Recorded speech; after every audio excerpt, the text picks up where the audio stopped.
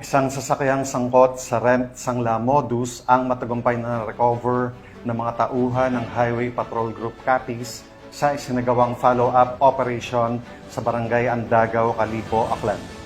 Ito ay bahagi ng walang humpay na kampanya ng PNP, HPG laban sa carnapping at iba pang uri ng motor vehicle-related crimes. Narito ang detalye ang report mula kay Patrolman Mark Roland Feliciano. Iting na operasyon ng PNP Highway Patrol Group sa pagsugpo kontra karnapping. Isang sasakyang Mitsubishi Montero ang matagumpay na na-recover ng mga operatiba ng HPG Capiz sa pangunguna ng kanilang provincial officer na si Police Captain Pedro T. Macababa Jr. sa Barangay Andagaw, Calibo, Aklan nitong nakarang araw. Ito naman ang panayam ni Police Captain Macababad sa nasabing operasyon.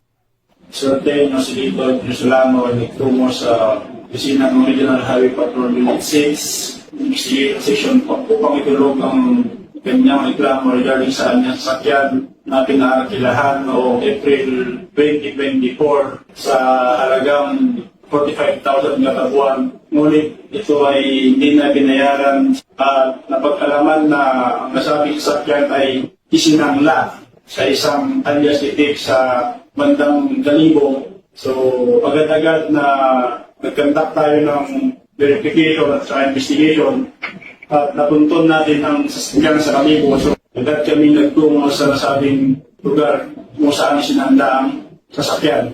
At nung ipaliwanag namin ito sa napagsanlaan, ay agad naman itong voluntaryo sinurrender nang malaman niya ang status ng dinala namin ng nasabing sasakyan sa Regional Highway Patrol Unit 6 para sa macro-routine examination at further verification. Ipinaliwanag ng HPG ang status ng sasakyan at voluntaryo namang isinurrender ito ng possessor. Pansamantalang nasa kustodiya ng Regional Highway Patrol Unit 6 ang nasabing sasakyan at sasailalim sa macro-etching examination ng forensic group. Sa anumang katanungan, reklamo o impormasyon, ang himpilan ng HPG mula Luzon, Visayas at Mindanao ay palaging bukas upang kayo'y tulungan. Kami ang Highway Patrol Group, ang kakampi nyo sa kalsada na patuloy na magbibigay ng serbisyong HPG. Dahil dito sa ating bagong Pilipinas, ang gusto ng pulis, ligtas ka. At sa iba pang balitang serbisyong HPG, tumutok lamang sa aming YouTube channel at Facebook page na Police News Network.